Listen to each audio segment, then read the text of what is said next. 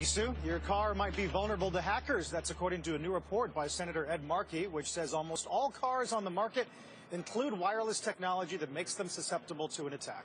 Here to tell us his solution is Senator Markey, live from Capitol Hill this morning. Senator, good to see you again. Good morning. This report made big waves this week. It was on all the nightly news programs last night. Is your argument that the automakers are not doing enough to keep up with the technology that they're basically putting into our cars? Yes, it is. We've moved from the internal combustion era for vehicles to the computer era.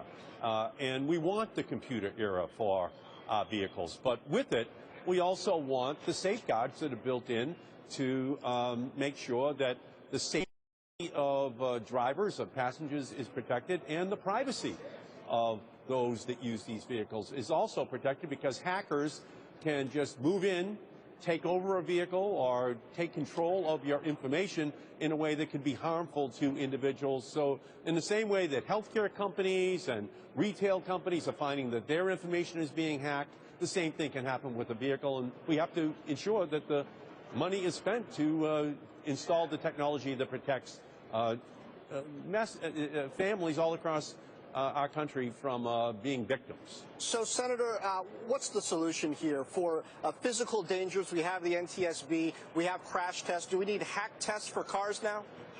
We do. In the same way now that people can go over and look at a sticker and see what the miles per gallon is going to be on the vehicle, they can see what the crash worthiness is, how many airbags there are.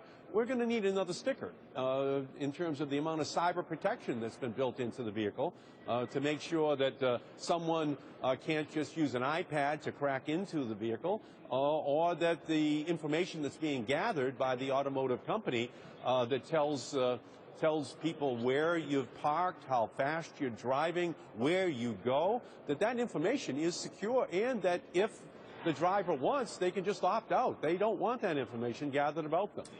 Senator, the same way that a consumer would potentially buy a car because it's safer, I would think that an automaker would look at technology and say having a more secure vehicle from a cybersecurity standpoint would be a competitive advantage. So what's the risk that you try and make this too consistent and you take away some of the competitive advantage to get some of these automakers to invest in this technology?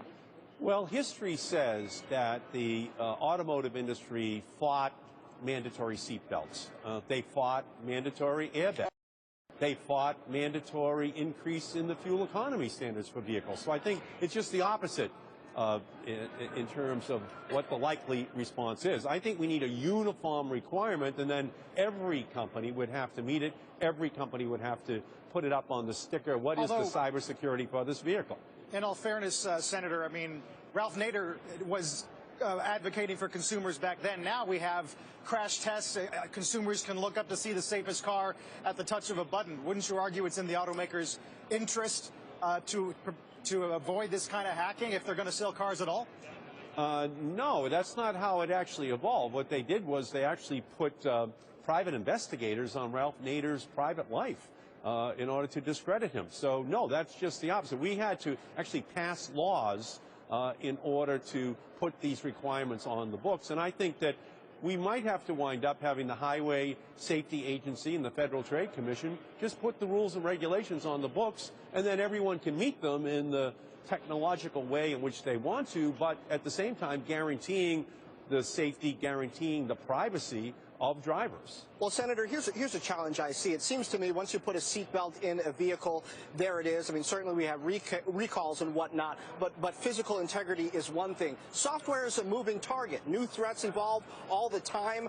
You have to be sure, I imagine, that the automakers are able to push updates to cars, and then you have to make sure that the consumer has the car connected to the internet to receive the update. I mean, this is pretty complicated when we're talking about hacking and software security, isn't it? Well, honestly, some of these new vehicles have 30 to 40 different individual computers in them. So they're bragging about that. They're bragging about their capacity to be able to deliver this new computerized world. And what we want is for them to brag about how they actually build in software protections for the privacy safety of the drivers, of the families who use these cars. It doesn't seem to me to be an unreasonable request to say to healthcare. I just mean, how do you ensure that that car that gets driven off the lot is still safe 3 months later when there's a new threat? I mean, do you give consumers a false sense of security unless the government is prepared to employ an army of hackers, of security testers who are constantly testing these cars? Again, it's the same problem that we have with the Takata airbag issue.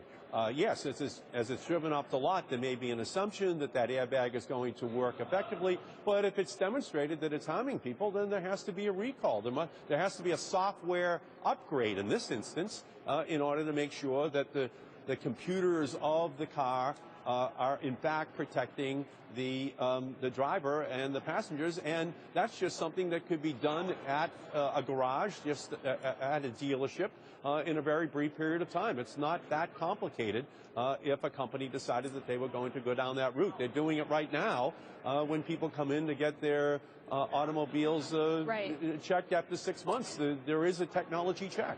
Well, Senator, let's say that NHTSA and the FTC do take your suggestions to heart. They do pursue some rulemaking, and we do see cars that have a seal of approval from cybersecurity experts. How long does that take to put into place? These rules don't get written overnight. I mean, it would still be years before we would have something like this. So it's not to say that tomorrow cars are going to get safer.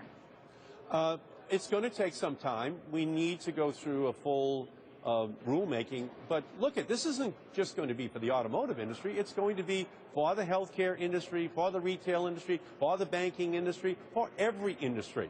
Whether they like it or not, as they move to this more globalized information-based system for each industry, there has to be a concomitant investment in the security, the safety, the privacy issues that are raised. And it's just going to be a cost of doing business if we move from the internal combustion era here to this new system that we're going to have, and they will just have to accept it. It might take a year, it might take 2 years, but nonetheless, then a standard will be established. And I think the public is going to demand it in the same way they did with seatbelts and airbags and fuel economy standards. Before we let you go, Senator, record snowfall in Boston this winter. I think the cover of the Boston Globe, the headline is "Piling It On."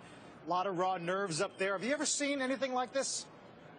Not in this brief a period of time. It is just unbelievable. It's unprecedented. It's like the Patriots winning the 4th Super Bowl. I mean, it's unprecedented. It's huge. It's a big month for Boston, but we still we are not even approaching the all-time record, which is 105 inches of snow for the whole season. There's another storm coming Thursday night. There could be another one coming this weekend. We're definitely in record-breaking territory.